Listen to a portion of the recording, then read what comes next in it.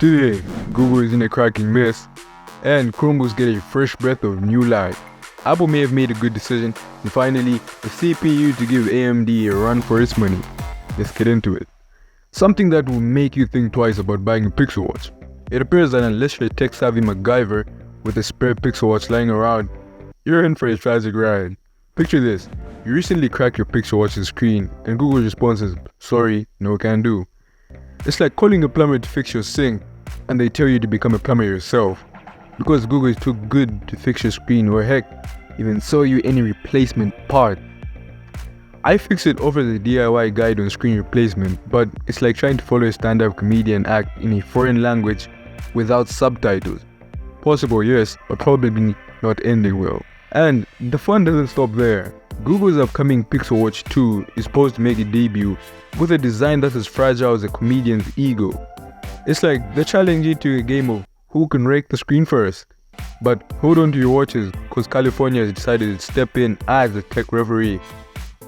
California recently passed a right to repair bill, which essentially tells companies, hey, you can't run away from your broken promises.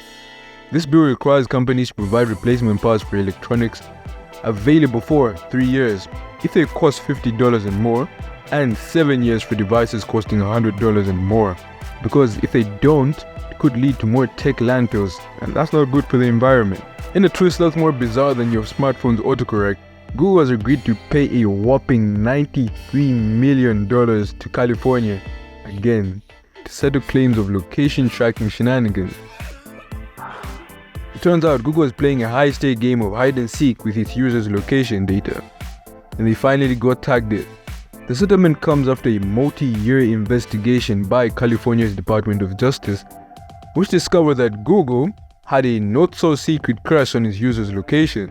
They found out that Google was deceiving their users into thinking they were off the grid when they were actually being tracked like breadcrumbs in a fairy tale forest. According to the complaint, even when users disabled the location history setting within Google's apps and services, the tech giant continued to collect and store location data, using it for their targeted advertisement. It's like telling your dog to sit down, but it keeps chasing its tail. In this case, the tail being chased is your user data to serve you ads. Google, in its defense, claimed that it wouldn't track users' location once they opted out. However, as it turns out, they did quite the opposite.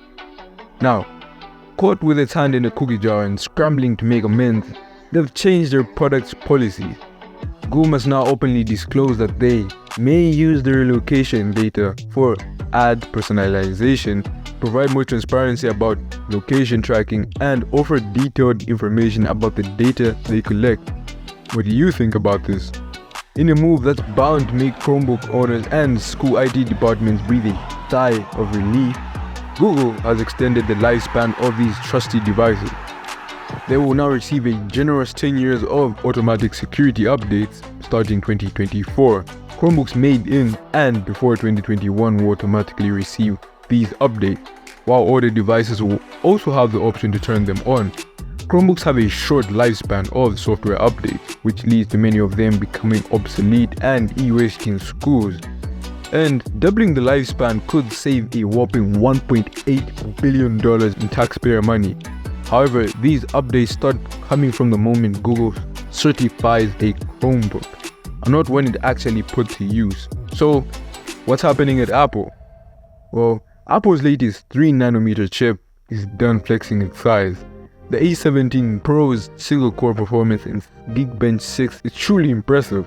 It's about 10% behind the high-end Ryzen 9 7950X and the Core i9 13900K. This is a chip that operates at a much lower power draw compared to these power-hungry desktop CPUs. It's like challenging a marathon runner to a race while wearing lead boots. However, in multi-core performance, it does have an edge over its predecessor, the A16 Bionic, but a minor one. And against the Goliaths, it's truly decimated, obviously. What I'm seeing from this is a sheer improvement in what we're seeing in tech. We move from smaller to smaller nodes that in turn can encompass more transistors while being more powerful and efficient.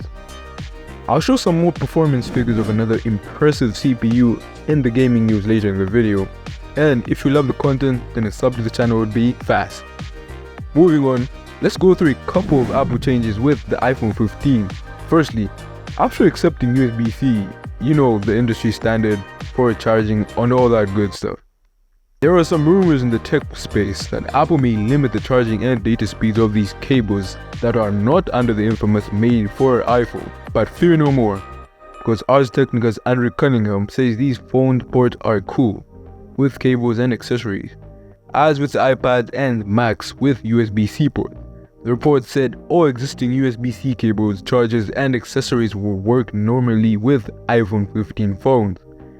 As the report notes, it is still possible that Apple will launch a made-for iPhone certification program for iPhone accessories with a USB-C port, but it appears that the uncertified accessories will work just fine with the devices. Secondly, Apple didn't show the battery capacities for the new phones, but we have some figures from a Chinese regulatory firm, the same one that provided the accurate numbers for the iPhone 14.